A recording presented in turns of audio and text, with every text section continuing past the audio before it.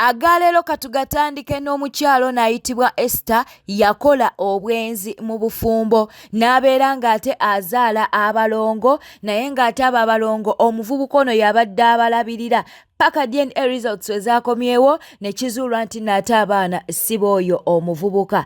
Gw'oli mu kulaba mu kiteeteeyi ekya red ye muganda w'omuvubuka ate gw'oli mu kulaba omukazi omukulukulu ye nnyazaala w'omuwala ono ali mu white. Kati naawo tuba tusimbudde ndowooza mbikunnyonnyodde bulungi. Bano nno babadde mu ofiisi ya minisita Balamu nga bagenza okuba nti nate bagonjoola ensonga zaabwe n'okuba nti nate bategeera ekituufu oba ddala abaana bonna b'ono omusajja oba abamu sibo oyo omusajja. Era kyagenza okuzuuka nga wenkugambye nga DNA results zikomyewo ng'abalongo sibo oyo omusajja. Katusooke tukuwa akatambi kano. Nangakola nga ffe tuteekeka nga ffe tubonaabona. Yabazalira n'amagembe mujja kufuna sukali. Mujja kufuna sukali. Minisita tuwe wame bibi. N'amagembe wa myaka emeka? Nze simanyi na kumanya. Wa myaka 2.5. Naye tuli banyiivu akakazi ako. Mbe lwakirago. Si kakazi mwana muka mwana. Genda. Abaana abange mbateeseteese mbabuuliridde. Kati naye mwana togenda bala omwana wa muwasa wani mubuuliridde. Aliwo oyo. Oyo mwana namubuuliriranga. Oyo mwana namubuuliriranga oyo mwana akimanyira mwana gwe. Wajja okwendera ku mwana ng'omukakamu ennyo. Kakalu kalinga eddebe. Yes. Kakati munange sister w'omulenzi obwedda akaaba amaziga ng'alina obulumi agambye nti yabonaabona nnyo mu mikolo n'omukyala nno bafumbo mu mikolo yabonaabona nnyo bambi ku lw'omukyala ono ne ku lwa muganda we. Naye era akoze n'ekiramu n'alyoka agamba nti abaagalana bano we baddiŋŋananga omwana ye nalina gwe bali babazadde ye tamusikiranga. Nze nabonaabona ng'omwana ono agenda okufumbirwa wansi. Nabonaabona ng'ekikazi kino kigenda okufumbirwa minisita. Nabonaabona oyo omwana.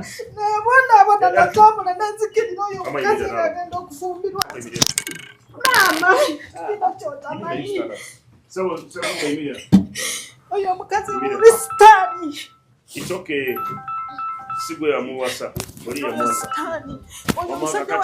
It's okay. Wamache njagala kitimwe. Ze wanosagira muve wano nga muyombye. Omusajja alina omutima omulungi asonyiwa omukazi ono. N'omukazi naye agenda akola byayagala. Ebisigadde byammwe temugenda na mukooti, temwetaaga agenda mu kooti. Tojagenda bwe kinaba kisa. Atuma mugenda. Ekyo kikazi kyesonyiwe. Lwaki tetukyesonyiwa ne tukivaako ensi yeri kiramula. Ne mama w'omwana wammwe kati omwana ye asigale nga talina mama we. Mwagala omukyala waba afudde nga mumuze. Ensi eri mulamula, ensi eri musasula, ensi esasula. Nembonaabona nembulwa ne byenjagala. Nze bene ne bwenfiire wano kakanako ng'olwo yakazala tekansikiranga nze kubuulira. Njogedde ndi mulamu. Nze omwana wa Esther tansikiranga. Kati oyagala azaala omwana omulala. Byamanyi naye nze namugambe Betty. Kakazi nga katubonyabonya minisita. Okay, genda olaba abazadde. Alina okuleeta saamu lwasatule. Kati mu katambi kano munange omukazi ono yakola obwenzi ayitibwa Esther alangidde nnyazaala we. Alangidde nnyazaala we nti naye yaddukakoko mu bufumbo. Awo nnyazaala naye n'abeera ng'ate yennyonnyolako lwaki yadduka mu bufumbo. Mama wange yasooka wa taata wange n'abayo n'agenda afumbirwa wala teyazaalirako mu maka ga musajja we. Era n'ensonga ebenjijjayo ebaawo. Obwasooka mama wange yanona. Ebaawo nsooka kunnyonnyola minisita. Nti bwe kiti ne bwe kiti kyekintu era sikuwalana. Muleke ensi oli yawalana. Oyo mutemu. Oyo mutemu. Gwe neweebaka emyezi 9 ng'oli mu nnyumba y'omusajja agisasula ne we muba mpangise ng'okimanyi nti neebaka n'omusajja ono naye abaana olubuto lwe nina sirulwe. Gwe neweebaka emyezi 9. Katemba munnange yabaddewo nga munnange balagidde omuwala ono okuba nti nno yeetonda omuwala ayina eggume. Katubeere nga tukuwa akatambi kano ne maama naye obwedda ajubisa bitya. Yali apulaninga kumuwa butwa. Mugambe nsaba onsonyi. Anayi wawasa ekiteega ky'omukazi mwana gwe. Ekirungi go wamwenoonyeza. Mukwate mu ngalo togenda kutta mukazi ono kubanga ne bwana okolo tya etata w'omwana wo ye etata wa Genesis mukwate mu ngalo mwe aga it's okay mwe aga yakwebakako yakwebakako kati oli ku jjajja mwene aga mwekifa mama agambye kisiru omukazi omusajja yakuyamba n'akujja ku lujja kibadde kibakayanya kiwedde kaba bawe ripooti zammwe mujja kutuula ebyo we byawedde munnange nga bavudde mu ofiisi ya minisita Bala mu buli omu akwata agage. Nyazaala yasigadde alangira Esther oba alangira omukyalo ono Obwenzi n'eggume n'empisa embi n'amulangira n'okuba nti nno yayoola kazambi biibino nabano akakakazi obankasiko omuveeri Esther oyina ekikolimo kyova olaba wasooka kuyoola bbi oyina ekikolimo omuntu oyoola bbi n'otaba na kikolimo kiyina kyova olaba abakadde be bakuzaalamu omuwala omulungi n'oyagala jjajja oli avaako nevvu bweriti asinga nekitaawo bukulu jjajja Sentyabule toseka wayagala jjajja nange gwe sisobola kwagala kasifa mu bukadde buno sisobola kuyimirira na Sentyabule. Kukiriza tubeere nga tubuzaako ku breast Betty tulina mukwano nga fayitibwa Nankunda Blessing Kirabo Sharom Mafia ogamba otya Prosi Elizabeth atwagala okubuzaako ku Namulindwa Prosi Sauda Nantaba Janat ogamba otya Bira naawe tukutumiddeko katweyongerayo timu Chosen Becky muliwa mugambe nti no prima juu akatambi kaakano. When I see Chosen Becky, I see a happy woman, to be honest. Yeah. When I see her, I see a happy woman and I am happy for her. Kankubulireko. Because enensi mwana gwe kizibu okufuna essanyu. Omuntu waba alifunye, please be happy for them. Because people are not happy. People cry. Abantu basula kupira ombisi. Ochimanya abantu basula kupira ombisi. Now they even have the money, they have everything, but they're not happy. They're banang bali yao. Imbaburira. Prima, I have a hard skin. Will it work for me? Yes, it will work for you. Where are you happy in your relationship? But in my relationship is my relationship. Let's take it. Why are you poking your nose in mine? You have to focus on yours. That is how you're going to be happy. But you have to focus on your life. Every happy person you see, abantu bali focused on their lives. Katesa akira machano gamba omuntu, are you happy in your relationship? And you do what? If I'm not happy? Or if I'm happy and you do what? You haven't visited Zubed. Is she sick? Murad? Abana magala nkola akantu ngende mu ntalo neswazi. Mukyala Biswanka munanga avuddeyo n'abeera nga yeetonda agambye nti akatambi ako ke yakoze ng'alinga ali mu kutulugunya omwana we ke yeetondedde era n'agamba nti omwana ono tamutulugunya wabula embeera ye yabadde emususseeko. Bannyabo ne bassebo musiibya muti eyo constituency muli bulungi. Banange okusookera ddala nsooka okubeetondera banange mu nsonyiwe am so sorry ekintu kye nakozeeyo okuvayo okubalaga nti nkubira omwana mu kamera naye endaba gye mwakirabyemu banange si bwe kyabadde era nsaba mu nsonyiwe endaba gye mwakirabyemu banange si bwe kyabadde nze sisobola kukwata mwana wange ne mukuba muto myezi 5 nkuba kiki mwana wange muto ate yasooka naye yabadde mbeera lwaki nakikoze oli eyo nsayira omusango ne tomanyi ku lwaki nakikoze abantu abamu bannoonyezaako mu inbox ne bambuuza lwaki wakoze ekintu kino ne mbanyumiza ne mbabuulira lwaki nakikoze era nafunyeyo abantu abagambye mbanoonyeeko buli kisi wenna wenna nga wagambye kunoonyeeko ngenda kukunoonyaako mbadde ndi mu kyalo nalwala embeera mbi yabadde mbi nnyo kati nateredde omwana wange naye n'alwala nga mulwadde tunula mu gundi omwo omwana wange naye n'alwala nga mulwadde naye kati twatereddemu ddala nzi nateredde omwana yateredde ye ddala yateredde kubanga ye yafunye obuyambi yateredde nange nateredde naye bannange nabadde nyina ensonga lwaki nakikoze era gwenna ali eyangamba nti nkunoonyeeko ngenda kukunoonyaako era nja kukubuulira okuva ku empaka ku Z gye natuuseeko nkole ekintu kino bannange mu nsonyiwa ekikolwa kye nakoze kyabadde kitemu nnyo nabadde simanyi nti kigenda kuntuusaako wano nabadde simanyi naye I'm so sorry sigenda kukiddamu bannange mu nsonyiwe bannange ensonyiwe nabadde simanyi naye omwana oyo nabadde simukuba mpi era lwakuba nti kamera yabadde musembedde nnyo yamubadde nnyo kuno era n'obeera gwe neweekubako bwoti akayi kabaatuka ekitegeera nadde nkuba kasikini ka mwana nga mukubisa obugalo bubiri ate nale simukuba nnyo nti kiri awo tuvanga omwana tiyakaabye era yabadde asigadde emirigiwe yabadde okitegeera naye ng'omwana bambi nabadde simukuba nadde sibakuba mwana wange bambi amusosoli bannange mu nsonyiwe sigenda kukiddamu. Yebbiswanka naye wuuno munnange abuuziddwa ku katambi kano oba ddala awa n'omukyala ono obuyambi katubeera nga tukuwa byazzeemu. Ekikufuta mu ngoye kalaba tomanyi nti papa zawedde tontunuulira tomanyi nti papa zawedde waate kagumu kalabe ki ekikuwa omwana bw'oti empi olw'okuba talina pampa zaweddewo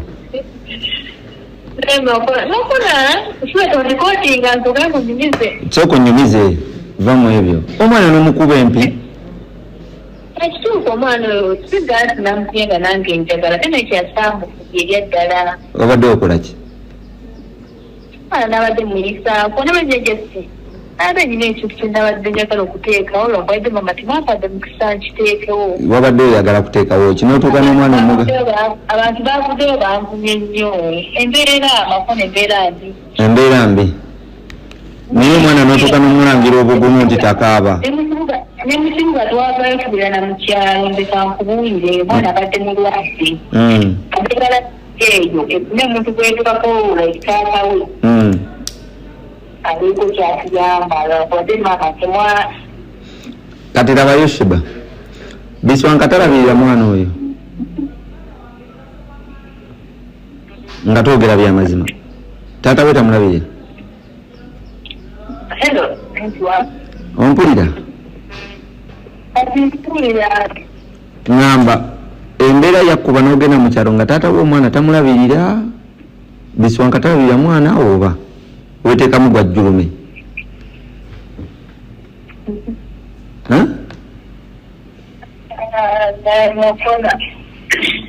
kuba omukazi Sheba mukazi we nga omwana amussa empi ng'olaba kitaawe ki ekigenda mu maaso ani mukyala wo ngassa omwana empi mukyala kirango omwana we gwe wazaala mu Sheba Sheba akuba omwana empi okufaako obufi tewazirabye tankibireko waneno ku intaneti ekirala biri ku intaneti ekirala obeera otya because yo omukyala ngambye nti embeera yembi era ekyamuddusa ekyamuddusa mu Kampala n'agenda mu kyalo ng'embeera mbi kyokka gwe taata w'omwana oli mu kuzina simanya kubadadazo simanya kabadazo kwoli kuzina kabadazo omwana mumulabirako ddi oli kulikodinga interview kitumanyi yese bwe nkuliku ndi mu kukola interview kati kali okuzina kabadazo nagwo mukyalo si musango naye ng'ozina otya kabadazo ng'omwana ali eri bamukuba mpi ate mama wagamba tomulabirira yeetaaga buyambi akabadaza nkyera ndongomukemba netumbula era ensonga balamu yazingidde minisita era abanoonya mwembi Amina. Ndikireko wanambira bulungi mmanti. Era minisita abanoonya agamba omukyala ali eri omwana amusampi goli eno zina kabadazo. Kati Tadias Katumba wuno avuddeyo n'abeera ng'ate atabukira eyali mukyala we Sherry Matovu. Nsaba olwaleero kanfukamire mbeetondere bagambe nti nsaba munsonyiwe byonna byewakola famire yo nakola famire yange olw'omukwano n'okwagala nali mmanyi tebiri babweyiti banyinaze nsaba munsonyiwe n'ebyayogeddwa byonna kubanga okakkana buli kimu bakuba ggwe kati eri bakuba n'ewaka bakuba oba kyegambo kitegeera ate ffe lwaki abituteeka mu biki oba kyegambo kitegeera nze byonna ekibinkozesa bino byonna njagala mama Nannyungi osirike ondeke otambuza obulamu bontambuza obulamu bwange tusobole okukuza abaana kubanga abo abaana obalaba era bakakkana nga beetaaga kitaabo abaana bangi abakulira ebbali ne bakakkana nga bakomawo naye kati banaakomawo ng'era sina kyennina mirimu ogikube gyonna ogisse ekitiibwa kyonna okiyiye okitegeera ekitiibwa kyonna okikoze eki kyonna okyonoonye ffe tukolera ku mannya naawe okimanyi era nakola linnya okubanga naawe oliwo otyo oba kyegambo nga njagala obeere bulungi omusingi gwe nakola nze siiraako kibi kyonna kyenkwagaliza njagala obeere bulungi Pole tekiba kirungi kulengera mama abaana bo gali mu kubonaabona ng'ali mu kuzunga sikirinaako buzibu bwonna naye njagala kigambo kimu saagala onnyigirize nnyo kubeera nga buli giwendaga nemererwa yo yatalabirira abakazi yatalabirira abaana yaŋŋamba muze ndi spam dona emakingi naŋŋamba nze ndi community simanyi azibandi oba kyegambo kitegeera nze bingi nnyo siyinza kugamba nti ndi 100% kuba teri muntu atuukiridde oba kyegambo kitegeera naye Sherry njagala ebinjogeza bino byonna kwekubyeko ebbanga ddene onzitira obulamu onzitira brandi lino erinnya lyennina lyennina lyeryakuyamba okubanga bwoli olwaleero lwakuba nti abantu bakola research tiimu Sherry nerinnya gwe wali mutuuma njagala mumanye kintu kimu nti olwaleero oli mu kukuba nze olw'okuba oli agambye kubanga abassaako negundi n'abagamba njagala message bweziti ne bakuvuma gwe nolowooza nti ensi yonna yakuvuma ng'omanye muloka ze nakakuba ebigo nga lwaki ozikuba ebigo kati obulungu eno ayogedde kino ate ayogedde kino oli ali ku rediyo wano ali ku tiktok wano ali wali eri eno bagamba osirike eno bakusindikira era nze mbulookinze abantu bangi abampeereza omaze ebbanga ki nga tokola ku beeti kati mmaze nga mpezeza omwaka natokola ku beeti nga mukazi yakulemesa okukola banyimiriza ku beeti omwezi gw'okutaano last year oba kyegambo kitegeera ne bakuwa nsonga ki bampooninga emirundi 3 eri rediyo ssebo ya muzungu ndi kifaananyi eky'abantu programu ze nakola nga zakubuulirira osobola okyogatta abantu n'okubuulirira abantu ng'ate mukazi wagamba toweerera abaana tolabira abaana simanyi namuliisanga simanyi biki Bajjo avuddeyo nalyoka agamba nti nno ab'opposition tebagamba nti nate tuyina opposition mu Uganda. Agambye nti mu Uganda tetuyina opposition teyina lukusa lusobola kuddamu kuyita Museveni dictator is not a dictator. Nchiddamu Bajjo nze nkyogera. Sirabangayo opposition yenna akola ekigambo Museveni is a dictator. Teri dictator ategeka kalulu nakuwa leader of opposition nakutegekera kalungu gana kusimba MP wa javuganya kuba speaker. Ekyo kintu kye bakoze bayambye kuli getimizing Museveni. Do we have opposition in Uganda? Njagala ondage.